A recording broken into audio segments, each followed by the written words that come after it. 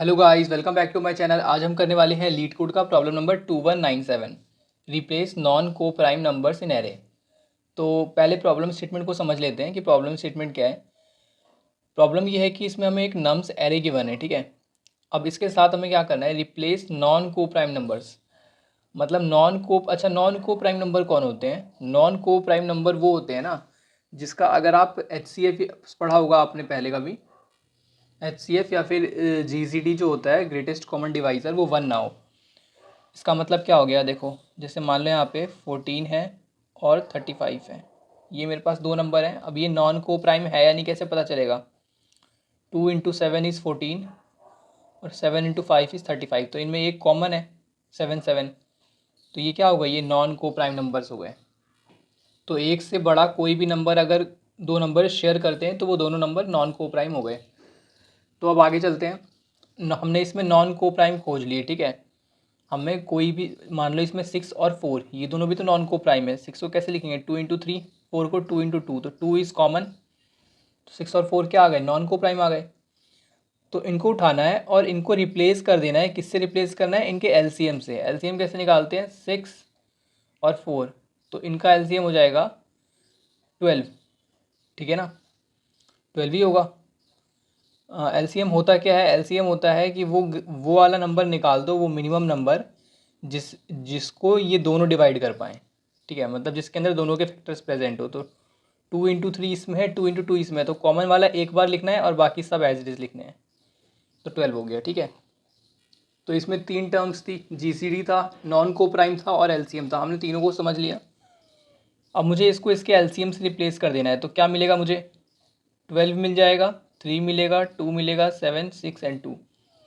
अब मुझे वापस नॉन को प्राइम उठानी है, ठीक है, और एडजेसेंट नॉन को प्राइम उठानी है, ठीक है। मतलब वो एक साथ होनी चाहिए। तो 12 और 3 नॉन को प्राइम है क्या? हाँ, 12 और 3 नॉन को प्राइम है क्योंकि इसमें 3 कॉमन है। तो इसके एलसीएम से इसको रिप्लेस कर देंगे। 12 और 3 का एलसीएम क्या होता है? 12 होता है। फिर 2, 7, 6 एंड 2। अगेन 12 टू नॉन को प्राइम्स है, 2 कॉमन है, तो एलसीएम क्या हो गया? 12, 7, 6 एंड 2। अब देखो 12 और 7 ये दोनों नॉन को प्राइम नहीं है। अब 7 और 6 देखो, 7 और 6 भी नॉन को प्राइम नहीं है। 6 और 12 देखो, 6 और 2 देखो, 6 और 2 जो है वो नॉन को प्राइम है। तो इसको भी एलसीएम से रिप्लेस कर दो। अब इसके अंदर कोई भी एडजेसेंट नॉन को प्राइम नहीं है इस एरे में। तो ये हमारा फाइनल जो आंसर होगा ये हमें रिटर्न करना है, ठीक है। तो आपको प्रॉब्लम स्टेटमेंट बिल्कुल क्लियर है। अब आप ये समझो, चलो स्टेप बाय स्टेप मैं आपको इसकी इंट्यूशन बताता हूँ। सबसे पहली इसकी जो कंडीशन है वो प्रॉब्लम ये है कि नम्स को मॉडिफाई करना है, एरे को मॉडिफाई करना है। और आपको पता है अगर हम जावा में कभी कोड करते हैं तो हमें पता है कि अगर एरे को मॉडिफाई करेंगे तो उसका जो मतलब साइज़ जो है उसका फिक्स रहता है। उसमें बार बार ऐसे मॉडिफिकेशंस साइज़ में पॉसिबल नहीं है। तो क्या करेंगे, किसी और डेटा स्ट्रक्चर की हेल्प लेंगे। पर किस डेटा स्ट्रक्चर की हेल्प लेंगे ये हमें कैसे पता चलेगा? तो ये हमें पता चलेगा जो हमें दे रखा है एडजेसेंट को प्राइम्स। हमें उठाने हैं एडजेसेंट को प्राइम्स। और मैंने आपको पहले भी बताया कि जहाँ भी एडजेसेंट चीज़ों की बात हो, जैसे नेक्स्ट ग्रेटर एलिमेंट है ना वाला जो प्रॉब्लम था, हिस्टोग्राम इन रेक्टेंगल वाला प्रॉब्लम था, लार्जेस्ट हिस्टोग्राम, या फिर नेक्स्ट स्मॉलर एलिमेंट, तो ये सारे जितने प्रॉब्लम्स हैं ये सारे एडजेसेंट की बातें करते हैं। तो इसमें हम स्टैक का यूज़ करते हैं। तो यहाँ भी हम स्टैक का यूज़ कर सकते हैं, पर स्टैक का यूज़ कैसे करेंगे वो देखो। बहुत अच्छे से आपको 3 से 4 मिनट में मैं पूरी एल्गोरिथम समझाता हूँ कि स्टैक का इसमें कैसे यूज़ करेंगे। सबसे पहले तो देखो इसमें हमें 1 बाय 1 चीज़ों को ट्रैवर्स करना है, ठीक है। ये तो आपको पता होगा, 6, 4, 3, 2, 7, 6, 2। अब आप यहाँ से देखो, यहाँ पे आपने 6 और 4 उठाया और आपने 12 रिप्लेस कर दिया। फिर 12 और 3 उठाया, 12 रिप्लेस कर दिया। फिर 12 और 2 उठाया, 12 रिप्लेस किया। फिर 12 और 7 उठाया, आपने रिप्लेस नहीं किया क्योंकि आपको यहाँ पे नॉन को प्राइम नहीं मिले। उसके बाद आप आ गए 7, 6 पे, तो आपने इसको भी रिप्लेस नहीं किया। 6, 2 आपने इसको रिप्लेस किया, ठीक है। तो यहाँ पे हो क्या रहा है कि एक मतलब कंडीशन है, आपको कब रिप्लेस करना है और कब रिप्लेस नहीं करना। तो कंडीशन क्या है मुझे ये बताओ। कंडीशन है अगर GCD 1 हो जाए, अगर GCD 1 हो जाए तो इसका मतलब क्या है, नो रिप्लेस, मतलब वो नॉन को प्राइम नहीं है। GCD 1 है तो नॉन को प्राइम नहीं है। और अगर GCD नॉट इक्वल टू 1 है, कुछ और है, या इसको आप ग्रेटर देन 1 भी लिख सकते हो, तो हम रिप्लेस करेंगे, रिप्लेस विद LCM, LCM से रिप्लेस कर देंगे, है ना। तो इसमें मैं क्या करूँगा ना, देखो एक स्टैक बना लेंगे, ठीक है। और सबसे पहले पहले वाले एलिमेंट को इसमें डाल देंगे। तो मैंने 6 को इसमें डाल दिया,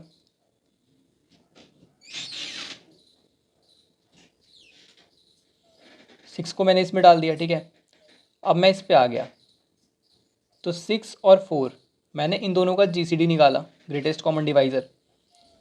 तो वो मुझे क्या मिला, वो मुझे मिला 12, 12 नहीं सॉरी, यहाँ पे मुझे 2 मिला, GCD 2 मिला, LCM 12 होगा, ठीक है। तो 1 नहीं मिला, तो मतलब रिप्लेस मुझे करना है इनके LCM से। तो मैंने फटाफट इसका LCM निकाल लिया, LCM क्या निकला 12।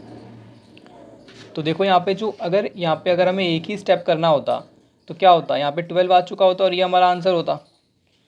तो क्या करेंगे, यहाँ पे 6 को हटा देंगे और 12 को डाल देंगे। तो अब जो एरे है वो ये है, देखो ये 4 है ना, 4 से पॉइंटर यहाँ पे आ चुका है। तो अब एरे क्या बन चुकी है, स्टैक का ये वाला एलिमेंट और 3 से लेकर ये 2 तक एलिमेंट्स। तो हमें इस चीज़ को मेंटेन करना है, मतलब स्टैक में सिर्फ वही डालना है जो कि उसके लिए एलिजिबल है। अब जैसे 3 पे आ गए तो 3 को अगेन 12 से कंपेयर करेंगे, ठीक है। तो 3 और 12 का GCD क्या हो जाएगा, 1 होगा या नहीं होगा, 1 नहीं होगा, 3 होगा। तो क्योंकि 3 कॉमन है, जो हमने यहाँ पे किया था ना स्टेप बाय स्टेप, एग्जैक्टली वही चीज़ यहाँ पे कर रहे हैं। तो 3 और 12 में से 3 कॉमन है, तो इसका जो LCM होगा वो क्या होगा, LCM होगा 12। तो यहाँ पर मैं 12 ही रहने दूंगा, ठीक है। ऐसा यहाँ पे दिख रहा है कि आपको 12 में ज़्यादा यहाँ पे काटना नहीं चाहता, लेकिन बट ये क्या करेगा, यहाँ से 12 को निकालेगा, 3 से कंपेयर करेगा, वापस से LCM कैलकुलेट करेगा, 12 आएगा और अगेन ये 12 को डालेगा, ठीक है। ये होने वाला है यहाँ पे। अब 12 है और 2 है, तो इनका LCM अगेन मतलब 12 ही आएगा। और ये देखो नॉन को प्राइम भी है क्योंकि इनमें 2 शेयर है, तो यहाँ पे आ गए। अब 12 और 7 ये वो कंडीशन है जब हमें कोई रिप्लेसमेंट नहीं करना है। तो 12 और 7 में क्या नॉन को प्राइम है, नॉन को प्राइम नहीं है, GCD इनका 1 आएगा। और LCM कैसे, LCM क्या आएगा इसमें, LCM आएगा, और LCM निकालने की ज़रूरत नहीं है क्योंकि GCD 1 आ गया है, तो LCM निकालने की ज़रूरत नहीं है। तो यहाँ पर हमें क्या करना है, यहाँ पे हमें क्या स्टेप लेना है, आप ये बताओ। अच्छा, अगर आप एक और चीज़ सोच के देखोगे ना, तो अभी तक हम स्टैक में किसको रख रहे हैं, आप ये बताओ। देखो स्टैक में उसको रख रहे हैं जो हमारे फाइनल मॉडिफाइड एरे में होगा। तो देखो 12 3, फिर 12 3 नहीं थे, 12 2 नहीं है, 12 7, 12 7 है हमारे पास। तो मुझे क्या करना है, मुझे 7 को रखना है। तो देखो मैंने 7 को इसमें डाल दिया कि ठीक है, एडजेसेंट फाइंड करना है ना। तो 12 के बाद अब मान लो इतना तो 12 दे दिया, 12 के बाद आया 7। अब इस 12 का काम नहीं है ना, इस 12 का काम नहीं है। अगर ये 7 एडजेसेंट से कुछ निकाल के, मान लो यहाँ पे 12 है, यहाँ पर 7 है, और यहाँ पर समथिंग समथिंग कुछ है। अब ये 7 और कुछ यहाँ पर मिला दिया यहाँ पे, है ना। और इन दोनों का LCM कुछ ऐसा आया जो कि 12 से नॉन को प्राइम बना रहा है। देन हम क्या करेंगे, 7 को हटाएंगे और इन दोनों के LCM की जगह इसको रिप्लेस कर देंगे जो अभी तक कर रहे थे। और फिर क्या करेंगे, LCM इसका LCM जो होगा उसको 12 के साथ करेंगे क्योंकि दोनों नॉन को प्राइम होंगे, है ना। अगर होंगे तो करेंगे, नहीं होंगे तो नहीं करेंगे, ठीक है। और फिर इन दोनों की जगह इसका LCM निकाल के रख देंगे। तो अभी हमारा जो मोस्ट एडजेसेंट आ गया है वो 7 आ चुका है। फिर 7 से हट जाएंगे, 6 पे आ जाएंगे। तो 6 और 7 क्या नॉन को प्राइम है, नॉन को प्राइम नहीं है। तो आगे चले जाएंगे और 6 को इसमें डाल देंगे अगेन। अब चेक करो 6 और 2 क्या नॉन को प्राइम है। स्टैक इसलिए यूज़ किया है ना क्योंकि ये क्या करेगा ना, ऊपर ऊपर एलिमेंट्स डालता रहेगा, तो सिर्फ वही एलिमेंट एक्सेसिबल होगा जो मोस्ट उसके एडजेसेंट होगा नेक्स्ट वाले एलिमेंट के। तो 2 और 6 का देखो, 2 और 6 में GCD क्या है, GCD है 2, तो मतलब नॉन को प्राइम है ये। तो LCM क्या होगा, LCM होगा 6। तो इन दोनों का LCM 6 निकल गया मेरे पास। अब 14 अगर LCM निकलता तो 7 और 14 अगेन नॉन को प्राइम हो जाते, अगर निकलता 14 तो। पर अभी 6 निकला है, ठीक है। तो यहाँ से ये बाहर हो जाएगा। जैसे ही बाहर होगा ये सब खत्म हो जाएगा, और जो स्टैक में मेरे एलिमेंट्स हैं ना उनको मुझे रिवर्स कर लिस्ट में डाल देना है 12, 7 एंड 6। तो ये मेरा आंसर हो जाएगा। ठीक है, अब इसमें एक और बात है कि जीसीडी कैसे निकालेंगे, जीसीडी कैसे फाइंड आउट कर रहे हैं। तो देखो जीसीडी निकालने का सिंपल तरीका यूक्लिडियन थ्योरम होता है इसके लिए। ए और बी का अगर आपको जीसीडी निकालना है, ग्रेटेस्ट कॉमन डिवाइज़र निकालना है, सबसे पहले जीसीडी का मतलब क्या होता है कि दोनों में से मतलब कोई एक ऐसा नंबर ले लो ना आप जो इन दोनों को मतलब दोनों को डिवाइड करता हो। मान लो कोई ऐसा नंबर है डी जो कि ए और बी दोनों को डिवाइड करता है। ठीक है, तो थ्योरम ये है कि अगर दोनों को डिवाइड करता है ना तो इसका जो रिमाइंडर होगा, जैसे डी से जो भी डिवाइड होगा है ना, जो भी इससे डिवाइड होगा, जैसे ए है, ए बाय बी अगर आप करोगे और जो रिमाइंडर निकल कर आएगा तो ये रिमाइंडर आर और ये बी जिससे डिवाइड कर रहे हैं, इन दोनों का जो जीसीडी है वो सेम होगा। इसका मतलब सिर्फ ये है। ठीक है, तो इसमें बहुत छोटा सा फंक्शन होता है जीसीडी ए कॉमा बी। अगर मैं इसका फंक्शन लिखूं तो यहाँ पर क्या होगा, सबसे पहले तो मैं एक चेक लगा दूंगा कि भाई बी इक्वल टू अगर ज़ीरो है तो यहीं से रिटर्न कर दो ए को। ऑब्वियस है, अगर देखो मान लो मैं 12 और 12,0 का जीसीडी निकालता हूँ तो क्या आएगा, तो ये देखो ये तो डिविजिबल ही नहीं है ना 12 और 0, तो यहाँ पे जीसीडी जो है 12 ही आ जाएगा, है ना। इसके बाद क्या होगा, यहाँ पर मैं लिख दूंगा रिटर्न कर दो बी कॉमा ए मॉडुलो बी। अब ये क्यों लिखा, जीसीडी यहाँ पे रिकर्जन होगा यहाँ पे बार बार। तो सिंपल है, थ्योरम ने क्या बोला कि इसको डिवाइड करने पर जो रिमाइंडर आएगा ना, और जो ये डिवाइड कर रहा है मतलब जो बी है, उन दोनों का जो जीसीडी होगा वो सेम होगा ए और बी के। ठीक है, तो मैंने क्या किया कि यहाँ पे ए कॉमा बी है, तो फिर उसके बाद मैंने जीसीडी निकालने को भेज दिया बी कॉमा ए मॉडुलो बी, दोनों के रिमाइंडर को। अब जो इसका जीसीडी है वही इसका जीसीडी है, फिर उसके बाद अगेन ये कैलकुलेट होगा। बस ये होगा कि ये डिक्रीज़ होता होता एक बार ज़ीरो हो जाएगा। जैसे ही ज़ीरो होगा मुझे मेरा जीसीडी मिल जाएगा। मैं आपको इसे ड्राई रन करके दिखा देता हूँ। जैसे देखो यहाँ पे 12 और 18 है। ठीक है, तो 12 और 18 के साथ ये काम होगा तो इधर 18 आ जाएगा। अभी ए कॉमा बी ये थे, अब बी इधर आ जाएगा और ए मॉडुलो बी क्या हो जाएगा, ए मॉडुलो बी 12 ही हो जाएगा। 12/18 अगर आप करोगे तो 12 ही तो आएगा, है ना। फिर उसके बाद क्या होगा, 12 इधर आ जाएगा और 18/12 कितना आएगा, 18 मॉडुलो 12 6 आ जाएगा। तो यही यूक्लिड ने बोला कि 18 और 12 का जो आप जीसीडी निकालोगे ना वही जीसीडी होगा 12 और 6 का भी। फिर उसके बाद क्या होगा, 12 अब 6 इधर आ जाएगा और 6 और 12 मॉडुलो 6 क्या आ जाएगा, 12 मॉडुलो 6। ऑब्वियस है 12 मॉडुलो 6 ज़ीरो आ जाएगा, क्योंकि 6 12 को कम्प्लीटली डिवाइड कर दिया तो रिमाइंडर ज़ीरो। जैसे ये वाला रिमाइंडर ज़ीरो वैसे ही यहाँ पे 6 हमारा जीसीडी आ जाएगा। ठीक है, तो आपको ये समझ में आया जीसीडी कैसे निकालेंगे, आपको ये समझ में आया कि हमने यहाँ पे स्टैक क्यों यूज़ किया और स्टैक को कैसे यूज़ किया है। अब मैं आपको इसकी इम्प्लीमेंटेशन दिखा देता हूँ। अगर आपको अभी तक अच्छे से समझ में नहीं आया है तो अब आपको ज़रूर अच्छे से समझ में आ जाएगा। मैंने यहाँ पे एक स्टैक बना लिया है। ठीक है, जो मेरा लिस्ट है, जो मेरे को नम्स एरे दिया हुआ है वो इंट दिया हुआ है। मैंने यहाँ पे लॉन्ग क्यों बनाया, क्योंकि यहाँ पे मुझे मल्टीपल टाइम मल्टीप्लाई करना पड़ रहा है। ठीक है, अगर आप मल्टीप्लाई नहीं करोगे ना तो आपका इंटीजर ओवरफ्लो होगा। मतलब अगर आप मल्टीप्लाई करोगे और वहाँ पे इंट हुआ तो इंटीजर ओवरफ्लो हो जाएगा, इसलिए मैंने यहाँ पे सब कुछ लॉन्ग रख के चला है और बाद में मैंने इसको इंट में कन्वर्ट करके अपने आंसर में डाल दिया है। ठीक है, तो स्टैक बना लिया है। यहाँ पे स्टैक में पुश कर दिया है अपने वेरी फर्स्ट एलिमेंट को, जो एरे का फर्स्ट एलिमेंट है उसको स्टैक में पहले डाल दिया। उसके बाद फॉर लूप रन किया 1 to n तक, जीसीडी निकाला सबसे पहले, बिकॉज जो जीसीडी है वो डिसाइडिंग फैक्टर है। तो जीसीडी ने डिसाइड किया कि 1 अगर मैं होगा, अगर 1 होगा तो मतलब दे आर नॉट नॉन को प्राइम, वो नॉन को प्राइम नहीं है। तो मैं एज इट इज़ उसको क्या करूँगा, स्टैक में पुश कर दूंगा। ठीक है, क्योंकि मुझे उसका एडजेसेंट चाहिए ना, फिर अगला वाला जो आएगा वो कहेगा पिछला वाला एडजेसेंट दो, तो इसलिए मैंने इसको स्टैक में डाल दिया। अब अगर ये नहीं है, जीसीडी 1 अगर नहीं है तो क्या होगा, वो नॉन को प्राइम होंगे। ठीक है, तो यहाँ पर क्या होगा, देखो एलसीएम निकाल लिया मैंने। एलसीएम कैसे निकालेंगे यार, एलसीएम और एचसीएफ में ना बहुत छोटा सा डिफरेंस होता है। जैसे मान लो 12 है और यहाँ पे आप मान सकते हो 18 है। ठीक है, अब इन दोनों का जो एचसीएफ होता है, जो जीसीडी होता है वो क्या होता है, वो 6 होता है। ठीक है। और एलसीएम क्या होगा? अच्छा, एलसीएम क्या होता है? 2 × 2 × 3, 18 क्या होता है? 18 होता है 2 × 3 × 3। एचसीएफ में आप क्या करते हो जीसीडी में, कि आप कॉमन खोजते हो कि यहाँ पे 2 मिल गया कॉमन, यहाँ पे 3 मिल गया, तो 2 3 6 हो गया हमारा जीसीडी। एलसीएम में आप क्या करते हो? कॉमन वाले को एक बार लिखेंगे और बाकी सबको उतनी ही बार लिख देंगे। तो ये कॉमन वाले 2 2 को मैंने एक बार लिखा, 3 3 को मैंने एक बार लिखा और बाकी सबको ऐसे ही लिख दिया। तो आप इसका गोल समझो कि, और जीसीडी में क्या करते थे? जीसीडी में हम एक ही बार लिख रहे थे। तो अगर मैं इन दोनों को मल्टीप्लाई कर दूँ, 2 × 2 × 3, 2 × 3 × 3 और डिवाइड कर दूँ जीसीडी से 6 से, तो वही तो आ जाएगा ना, बात वही आ जाएगी। तो क्या निकल के आ जाएगा? एलसीएम आ जाएगा। तो मुझे एलसीएम के लिए अलग से फंक्शन लिखने की ज़रूरत नहीं है, वो ऑलरेडी वैल्यूटेड है। 2 नंबर का एलसीएम निकालना है, दोनों को मल्टीप्लाई करो और जीसीडी से डिवाइड कर दो, ठीक है।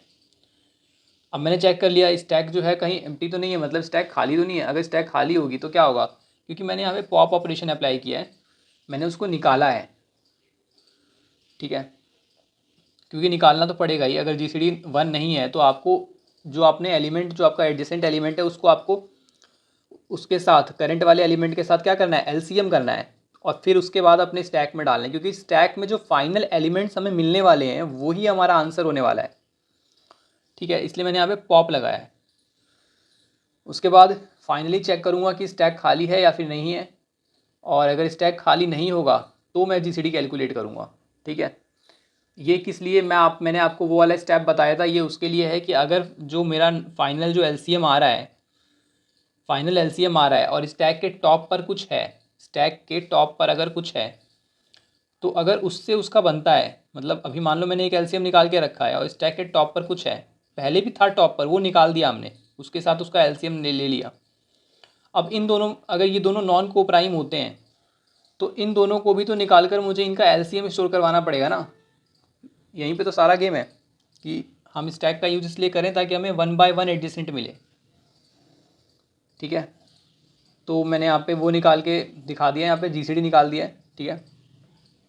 अब इन दोनों का जीसीडी जो है वो डिसाइड करेगा कि अब इसको एलसीएम को मुझे एज इट इज़ डाल देना है या फिर दोनों को निकाल कर दोनों का एलसीएम करके डालना है।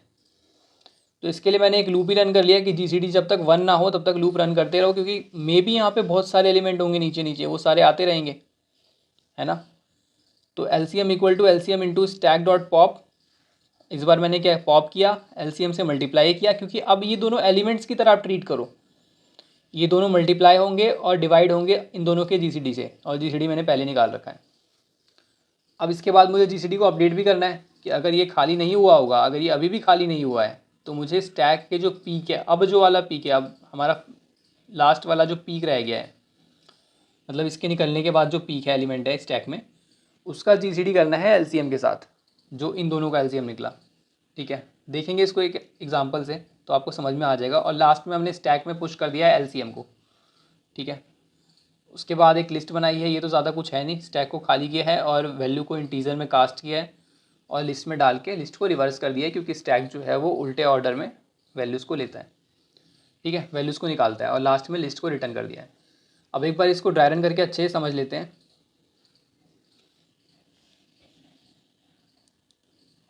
ड्राई रन के लिए एग्जाम्पल अच्छा लेना पड़ेगा हमें, तो 2 2 1 1, एक बार ये वाला एग्जाम्पल करके देखते हैं। देखो यहाँ पर मैंने एक स्टैक बना ली और मेरा पॉइंटर यहाँ पर है, तो सबसे पहले मैंने 2 को इसमें डाल दिया। अब 2 और 2 क्या नॉन को प्राइम्स हैं? 2 और 2 क्या नॉन को प्राइम है? तो हाँ, 2 और 2 नॉन को प्राइम है, बिकॉज वो 2 को शेयर कर रहे हैं। तो क्या होगा, 2 और 2 का एलसीएम निकलेगा। मैं इसको पॉप करूँगा, यहाँ से हटा दूँगा। अब यहाँ पे तो जीसीडी 2 निकल जाएगा ना, तो 1 पे नहीं जाएगा, एल्स में जाएगा, एलसीएम निकालेंगे, पॉप करेंगे, नमसाई, तो 2 × 2 इज़ 4 एंड बाई 2 इज़ 2। हमें यहीं से दिख ही रहा था कि एलसीएम जो है 2 ही है, तो 2 आ गया, ठीक है। 2 को क्या अभी डाल देंगे? 2 को अभी नहीं डालेंगे, अभी चेक करेंगे स्टैक खाली है कि नहीं है। स्टैक खाली नहीं है, मतलब स्टैक खाली हो चुका है। स्टैक खाली हो चुका है तो ये दोनों तो रन नहीं करेंगे, सीधा स्टैक में पुश करेंगे। तो मैंने स्टैक में 2 को पुश कर दिया और पॉइंटर आ गया यहाँ पर। 2 और 1 का क्या है? 2 और 1 का जीसीडी जो है वो 1 आएगा, ठीक है। तो इसमें तो हमें एज इट इज़ डाल देना है, क्योंकि इसके साथ हम ज़्यादा कुछ नहीं कर सकते। 1 और 1 का जो GCD क्या आएगा, 1 और 1 का GCD जो है वो 1 ही आएगा, ठीक है। तो यहाँ पर जैसे जैसे GCD बनाता जा रहा है स्टैक में डायरेक्टली पुश करते जाएंगे, ठीक है। अब 3 पे आके देखते हैं, 3 और 1 का GCD क्या आएगा, 3 और 1 का GCD जो है वो 1 ही आएगा, तो 3 को भी पुश कर दिया। फिर उसके बाद इस पे आ जाओ, 3 और 3 का GCD क्या आएगा, 3 और 3 का GCD 3 आएगा, तो इनका LCM निकालो, ऐसे निकालेंगे LCM, तो 3 आ जाएगा LCM, और फिर अगेन हमने 3 को ही पुश कर दिया, ठीक है। फिर उसके बाद 3 पे आ गए, वो भी सेम काम करेगा और 3 पुश हो जाएगा और ये हट जाएगा। तो this is not a great example, और यहाँ पर हमारा 2 1 1 3 आ जाएगा। तो एक और एग्जाम्पल लेकर समझते हैं, 6 4 3 और 2, ये में भी थोड़ा ठीक एग्जाम्पल हो। तो यहाँ पर मैंने स्टैक बना लिया, ठीक है, ये मेरा पॉइंटर है यहाँ पर है, और 6 मैंने इसके अंदर डाल दिया। अब देखो 6 और 4 का जो GCD होगा वो क्या होगा, 6 और 4 का GCD जो है वो 2 होगा। तो मैंने इसमें क्या किया, 1 1 नहीं है तो इसमें जाएगा, LCM निकालेंगे, तो LCM कैसे निकालेंगे, 6 इंटू 4 अपॉन GCD क्या है 2, तो 12 आ जाएगा GCD, ठीक है, मतलब LCM 12 आ जाएगा। तो इसको हटाया और LCM को डाल दिया इसमें 12, ठीक है, क्योंकि अभी हटाने पे क्या होगा, स्टैक एम्प्टी हो जाएगा, इसलिए मैंने ये सब चेक नहीं किया।